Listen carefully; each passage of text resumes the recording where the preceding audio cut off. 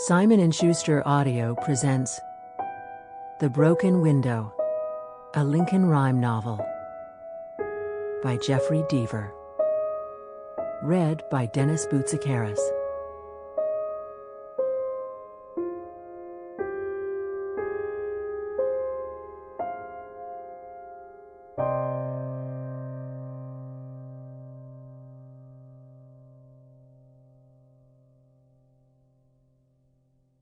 Something nagged, yet she couldn't quite figure out what.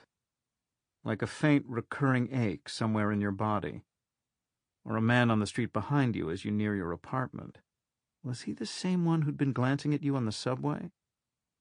Or a dark dot moving toward your bed, but now vanished? A Black Widow spider? But then, her visitor, sitting on her living room couch, glanced at her and smiled, and Alice Sanderson forgot the concern. If concern it was.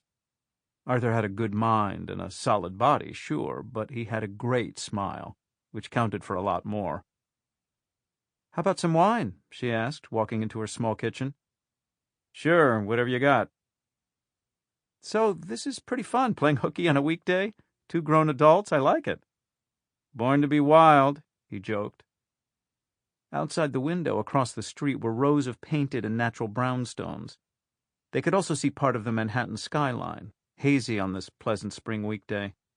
Air, fresh enough for the city, wafted in, carrying the scents of garlic and oregano from an Italian restaurant up the street. It was their favorite type of cuisine, one of the many common interests they'd discovered since they'd met several weeks ago at a wine tasting in Soho.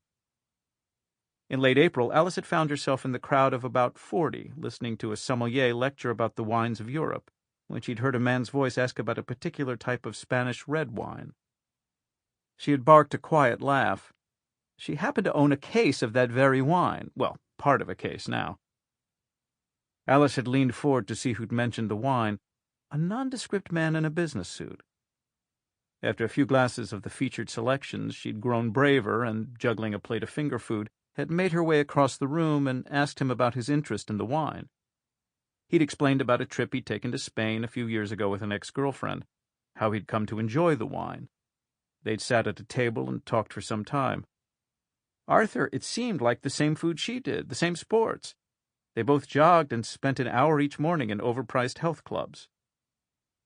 "But," he said, "I wear the cheapest J.C. Penney shorts and T-shirts I can find. No designer garbage for me." Sample complete. Ready to continue?